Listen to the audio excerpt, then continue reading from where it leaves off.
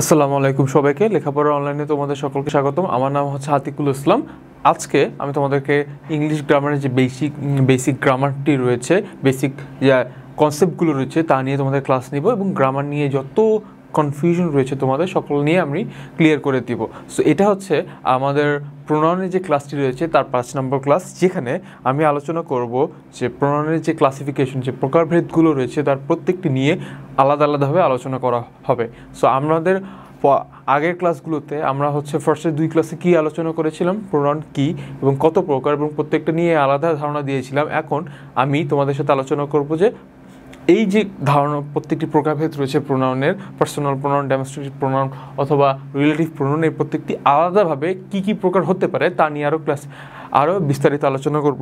So ফার্স্টে আমি তোমাদের পরবর্তী 2 ক্লাসে পার্সোনাল প্রোনাউনের কথা বলেছি, এখন আমি ডেমনস্ট্রেটিভ প্রোনাউনের কথা বলবো। সো ডেমনস্ট্রেটিভ প্রোনাউন হচ্ছে কী টাইপের প্রোনাউন আসলে নিয়ে আমরা জেনে নিই। সো ডেমনস্ট্রেটিভ প্রোনাউন হচ্ছে is used instead of a singular or plural noun to indicate that noun. অর্থাৎ ডেমনস্ট্রেটিভ প্রোনাউন হচ্ছে সিঙ্গুলার অথবা প্লুরাল নাউনের পরিবর্তে ব্যবহার করায় সেই নাউন বা প্রোনাউনকে ইন্ডিকেট করার জন্য ব্যবহার হয়ে থাকে। ইন এক্সাম্পল যদি তুমি দেখো যে দিস, দ্যাট, দোজ, এই টাইপের ওয়ার্ডগুলো হচ্ছে ডেমনস্ট্রেটিভ প্রোনাউন। যেমন আমি কিছু এক্সাম্পল তোমাদের দেখিয়েছি, যেমন দিস ইজ মাই পেন, এটি হচ্ছে আমার কলম, অথবা দ্যাট ইজ মাই কম্পিউটার, সেটি হচ্ছে আমার কম্পিউটার। কি হচ্ছে ডেমনস্ট্রেটিভ প্রোনাউন সিঙ্গুলার অথবা প্লুরাল নাউনের পরিবর্তে ব্যবহার হচ্ছে এবং সে সিঙ্গুলার এবং প্লুরাল নাউনকে ইন্ডিকেট করছে, যেমন this is, this, that, those. So বিশেষ করে ডেমনস্ট্রেটিভ প্রোনাউনের ক্ষেত্রে কোন ওয়ার্ডগুলো ব্যবহার হয়ে থাকে এটি তোমার অলওয়েজ মনে রাখতে হবে, এবং সেই ওয়ার্ডগুলো হচ্ছে দিস, দ্যাট, দিস, দোজ। এই টাইপের ওয়ার্ডগুলো ডেমনস্ট্রেটিভ প্রোনাউনে ব্যবহার হয়ে থাকে। এবং আমি যদি আরও সেন্টেন্সে এক্সাম্পলে দিই তাহলে এখানে দেখানো যাচ্ছে this is my pen, this is my computer, this টাইপের ওয়ার্ড, এই টাইপের ওয়ার্ডগুলি ডেমনস্ট্রেটিভ প্রোনাউনে ব্যবহার হয়ে থাকে। সো এখন আমি দেখি টাইপস অফ ডেমনস্ট্রেটিভ প্রোনাউনের হচ্ছে অলওয়েজ এই 4টা আমি যে বলেছিলাম, এই 4টি ওয়ার্ডই সবসময় ডেমনস্ট্রেটিভ প্রোনাউনে ব্যবহার হয়ে থাকবে, যা হচ্ছে দিস, দ্যাট, দিস, দোজ।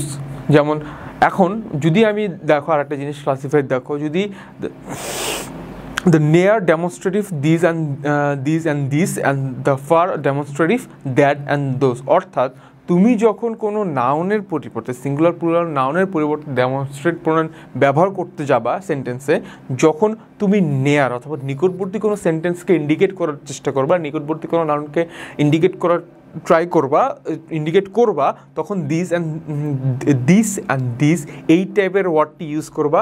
আর যখন তুমি দূরবর্তী কোনো নাউন রয়েছে সেই নাউনকে ইন্ডিকেট করার ট্রাই করবা অথবা ইন্ডিকেট করবা, তখন তোমার দ্যাট অ্যান্ড দোজ ইউজ হবে।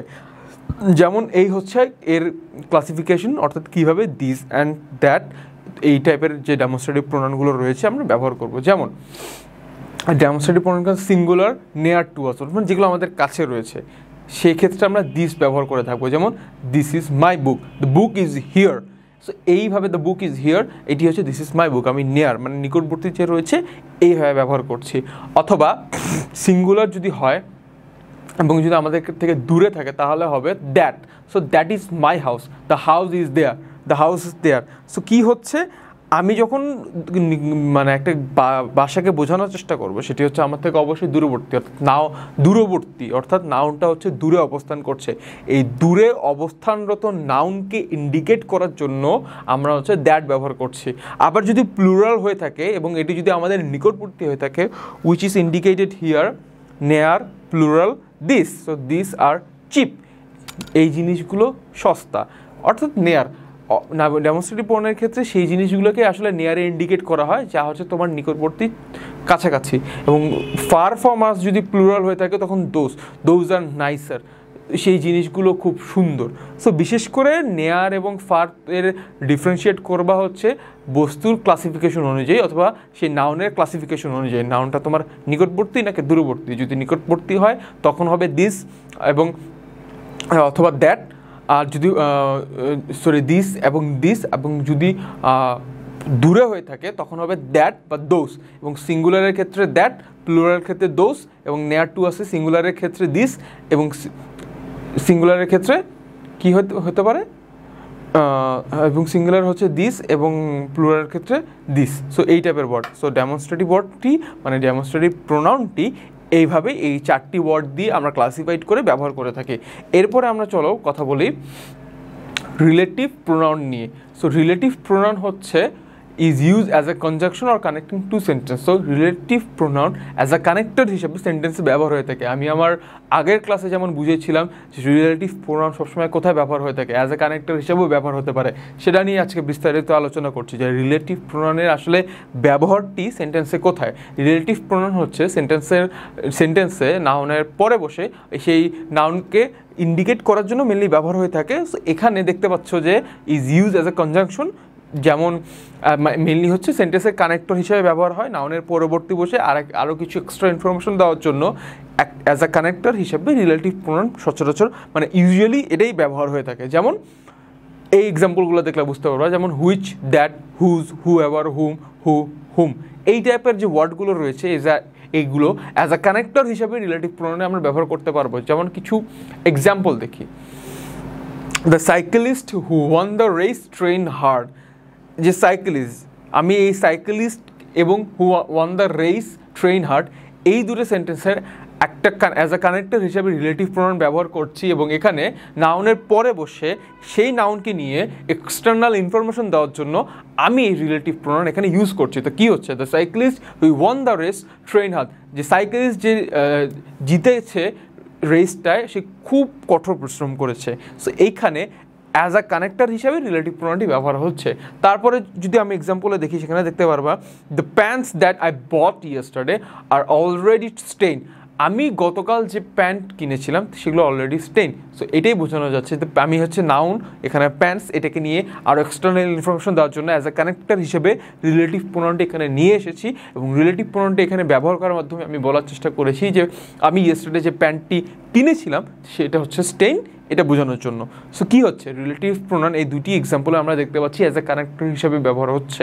আমরা যদি আরও কিছু এক্সাম্পল দেখি তাহলে আমরা বুঝতে পারবো যে রিলেটিভ প্রোনাউনকে নিয়ে আরও কীভাবে ব্যবহার হয় সেই জিনিসটি এবং আরও ক্লিয়ার ধারণা নিতে পারবো। যেমন the 4 team leader whoever the committee selects will be at tomorrow's meeting.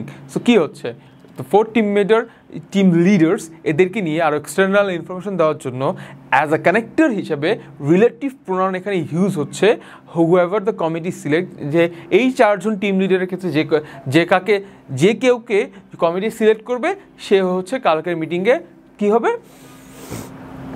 থাকবে। সো এইখানে relative pronoun mainly 4 team leader এখানে যে নাউন কি রয়েছে তার পরে বসে এই নাউনকে নিয়ে এক্সটার্নাল ইনফরমেশন দিচ্ছে এবং অ্যাজ আ কানেক্টর হিসাবে ইউজ হচ্ছে। সো রিলেটিভ প্রোনাউনের ব্যবহারটি কি, এটি নাউনের পরে বসবে এবং দুটো সেন্টেন্সের মধ্যে কানেক্টর হিসেবে ব্যবহার করবে এবং যে নাউনের পরে বসছে সেই নাউনকে নিয়ে এক্সটার্নাল ইনফরমেশন দেওয়ার জন্য রিলেটিভ প্রোনাউন ব্যবহার হচ্ছে। এবং রিলেটিভ প্রোনাউন তোমরা কীভাবে চিন্তা পারবা, এই টাইপের ওয়ার্ডগুলো মেইনলি রিলেটিভ প্রোনাউনের ব্যবহার হচ্ছে। যেমন এই যে who, which, that, whose, whoever, whomever, who, whom. So this type of words are mainly used as a relative pronoun. এগুলো তোমরা মেমোরাইজ করে রাখো এবং তোমরা বুঝে নাও যে কী, এবং তোমরা আশা করি যে আমি যে বুঝিয়ে বলেছি যে রিলেটিভ প্রোনাউন কীভাবে ব্যবহার হয় তা দেখে সেই টেকনিকগুলো দেখে সেই স্ট্রাকচারটা দেখে তোমরা বুঝতে পারবা যে আসলে সেন্টেন্সে রিলেটিভ প্রোনাউনের ব্যবহার কোথায় এবং কীভাবে হচ্ছে। সো এরপরে আসো আমরা কথা বলি ইন্টারোগেটিভ প্রোনাউন নিয়ে। সো ইন্টারোগেটিভ প্রোনাউন হচ্ছে is a pronoun used to ask a question. So interrogative pronoun mainly হচ্ছে কোয়েশ্চেন আস্ক করার জন্য ব্যবহার হয়ে থাকে। যেমন these are, এই টাইপের এই ওয়ার্ডগুলো দিয়ে ইন্টারোগেটিভ প্রোনাউন হচ্ছে আমরা আলাদা করবো। যেমন হু, হুইচ, হুম, এক্সেট্রা। সো কী হচ্ছে, একটা সেন্টেন্সে যখন আমরা যে প্রোনাউন নিয়ে কোয়েশ্চেন আস্ক করবো অথবা যে প্রোনাউনগুলো ব্যবহার করে কোনো একটা নাউনকে নিয়ে কোয়েশ্চেন আস্ক করবো তাই হচ্ছে ইন্টারোগেটিভ প্রোনাউনের ক্লাসিফিকেশনে পড়ছে। যদি আমরা কিছু এক্সাম্পল দেখি তাহলে আরও ক্লিয়ার হয়ে যাব। যেমন হু টুক দ্য টাওয়াল, কে টাওয়ালটি নিয়েছে। আমরা হচ্ছে টাওয়াল যে নাউন তাকে নিয়ে একটা কোয়েশ্চেন করছি এবং এই কোয়েশ্চেন করার জন্য যে ওয়ার্ডটি ইউজ করছি সেটাই হচ্ছে এই সেন্টেন্সে interrogative pronoun. As in example হিসাবে হু টুক দি টাওয়াল অথবা who will win the championship. কী হচ্ছে, আমরা চ্যাম্পিয়নশিপ কে জিতেছে, এখানে কি হচ্ছে নাউন, যে জিতেছে যে চ্যাম্পিয়নশিপটি ওয়ান করছে, মানে যে চ্যাম্পিয়নশিপটি জিতছে তাকে নিয়ে কোয়েশ্চেন করার জন্য মেনলি হু ইউজ করা হয়েছে। মেনলি এখানে হচ্ছে ইন্টারোগেটিভ প্রোনাউন হিসাবে ব্যবহার হচ্ছে। সো ইন্টারোগেটিভ প্রোনাউন এবং রিলেটিভ প্রোনাউনের মধ্যে পার্থক্যটা কোন জায়গায়? রিলেটিভ প্রোনাউন হচ্ছে অ্যাজ আ কানেক্টর হিসাবে ব্যবহার হচ্ছে সেন্টেন্সে, বাট ইন্টারোগেটিভ প্রোনাউন হচ্ছে কোয়েশ্চেন করার জন্য ব্যবহার করা হচ্ছে। সো কখনো এই দুটো নিয়ে কনফিউজ হবে না যে আমি রিলেটিভ প্রোনাউন দেখছি বাট এটা ইন্টারোগেটিভ প্রোনাউন কেন হচ্ছে না। Because of that relative pronoun always নাউনের পরিবর্তিতে বসবে এবং সেই নাউনকে নিয়ে এক্সটার্নাল ইনফরমেশন দেওয়া হবে এবং দুইটা সেন্টেন্সের মধ্যে অ্যাজ আ কানেক্টর হিসাবে ব্যবহার করবে। এটা হচ্ছে রিলেটিভ প্রোনাউনের কাজ। এবং ইন্টারোগেটিভ প্রোনাউন হচ্ছে সেই নাউনকে নিয়ে কোশ্চেন করবে এবং অলওয়েজ কোশ্চেন বোধক ওয়ার্ডগুলো ইউজ করা হবে। যেমন who took the towel, who will will the championship, whom did you give the key to, whom did the police suspect of the crime. So এখানে এই ইন্টারোগেটিভ প্রোনাউন দ্বারা আমি বুঝতে পারতেছি যে কোন সেন্টেন্সে কোন ওয়ার্ড দ্বারা বোঝানো হয়। এরপরে আমরা আলোচনা করি যে আসলে এই যে হু, হোয়াট, হুম এগুলো কীভাবে ব্যবহার হচ্ছে ইন্টারোগেটিভ প্রোনাউনে। যেমন use of who and whom. Who and whom are use to ask question where the answer is expected to be a person. অর্থাৎ হু এবং হুম ইন্টারোগেটিভ প্রোনাউনে অলওয়েজ সেই ক্ষেত্রে ব্যবহার করা হবে যখন কোনো একটা পার্সনের ক্ষেত্রে আমি কোয়েশ্চেন করব, পার্সনের ক্ষেত্রে কোনো কিছু নিয়ে প্রশ্ন করব। যেমন who is a subject and whom is an object. So এই টাইপের কথাটা তার কী বোঝানো যাচ্ছে যে who is use as a subject. Who সবসময় সাবজেক্ট হিসাবে ইউজ করা হয় এবং হুম রেফার করা হয় অ্যাজ অ্যান অবজেক্ট হিসাবে। এটার দ্বারা এটা বোঝানো হচ্ছে। সো আমরা যদি কিছু এক্সাম্পল দেখি এটা নিয়ে আরও ক্লিয়ার হয়ে যাব। যেমন who will win the championship অথবা whom did you give the key to. So বিশেষ করে এখানে কিন্তু আমি কোনো পার্সনকে নিয়ে যখন কোয়েশ্চেন করছি সেই ক্ষেত্রে আমরা হুম ব্যবহার করব এবং এই ইন্টারোগেটিভ প্রোনাউনে এইভাবে ব্যবহার করা হয়ে থাকে হু এবং হুম। এবং এরপরে যখন আমরা কথা বলবো use of whose. So whose কোথায় ব্যবহার করা হয়? Whose is use to ask question about a possession, ownership or a relationship. So এটাকে হু ওয়ার্ডটি ইন্টারোগেটিভ প্রোনাউনে তখনই ব্যবহার করা হবে যখন কোনো ওনারশিপ অথবা কোনো রিলেশনশিপ নিয়ে আমি ইন্ডিকেট করে কথা কোয়েশ্চেন করব। তখন যদি আমরা এক্সাম্পল দেখি তাহলে বুঝতে পারবা, এক্সাম্পল দেখলে আমরা বুঝতে পারবো। সো দেখি আমরা, I found this purse, whose is this. আমি একটি পার্স খুঁজে পেয়েছি, এটি কার? পার্সটি কার? সো এখানে কি বোঝা যাচ্ছে? কোনো একটা ওনারশিপ। সো হুজের কাজ কি? কোনো একটা ওনারশিপ নিয়ে কোয়েশ্চেন করা। সো দ্যাট টাইম হচ্ছে আমি এই পার্সের অর্থাৎ এই ব্যাগের ওনারশিপ নিয়ে যখন কোয়েশ্চেন করছি তখন আমি হুজ ইউজ করছি। আবার যদি একটা এক্সাম্পল দেখি, there are shoes by the door, whose are they. আমি বলতেছি ডোরের কাছে জুতা রয়েছে, এটা কার? এই জুতার ওনারশিপ নিয়ে যখন আমি কোশ্চেন করছি, অর্থাৎ কোনো বস্তু বা ব্যক্তির অথবা কোনো কিছুর ওনারশিপ নিয়ে অথবা কোনো কিছু রিলেশনশিপ নিয়ে, কোনো বস্তুর সাথে কারো রিলেশনশিপ নিয়ে অথবা কোনো বস্তু নিয়ে কোনো কোশ্চেন করার ক্ষেত্রে যখন আমি কোশ্চেন করব তখন যে ওয়ার্ডটি ইউজ করবো সেটি মেইনলি হয়ে থাকে হুজ। এরপরে দেখো use of what. So what আমরা কী ক্ষেত্রে ব্যবহার করে থাকি? ওয়াট ব্যবহার করে থাকি, what is use to ask a question where the answer is expected to be an object or an abstract concept. So যখন কোনো তুমি বস্তুর ক্ষেত্রে তুমি যখন কোনো কোশ্চেন করতে যাবা তখন ইন্টারোগেটিভ প্রোনাউনে ওয়ার্ড ব্যবহার করে থাকবো। যেমন what is love or what are those flower called, সে ফুলগুলোকে কী বলা হয়ে থাকে, অথবা লাভ কি। কোনো বস্তু নিয়ে যখন কোশ্চেন করা হচ্ছে ইন্টারোগেটিভ প্রোনাউনে ওয়ার্ড তখন ব্যবহার হবে। সো এরপরে হচ্ছে use of which is use to ask questions where there are multiple choices or possibilities as to what the answer could be. অর্থাৎ মাল্টিপল যখন তোমার অ্যান্সারের অপশনস থাকে তখন তুমি হচ্ছে উইচ ওয়ার্ডটি ইউজ করবে ইন্টারোগেটিভ প্রোনাউনে। যেমন example, which of this cookies do you want? এই কুকিজের মধ্যে তুমি কোনগুলো চাও? অথবা she either clean her room or she didn't, which is it? সে হয় তার রুম পরিষ্কার করেছে অথবা সে করেনি, কোনটি করেছে? সো মাল্টিপল যখন অপশনস থাকবে সেই মাল্টিপল অপশনস থেকে অ্যান্সার নেওয়ার জন্য ইন্টারোগেটিভ প্রোনাউন ব্যবহার হয়ে থাকে।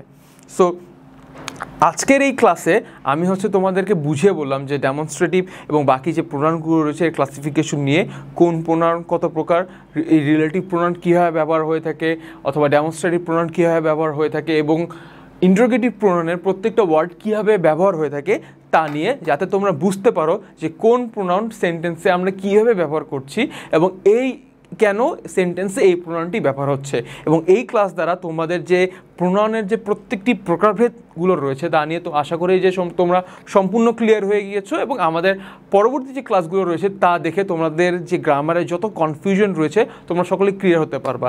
সো এই হচ্ছে আজকের ক্লাস প্রোনাউনের জন্য।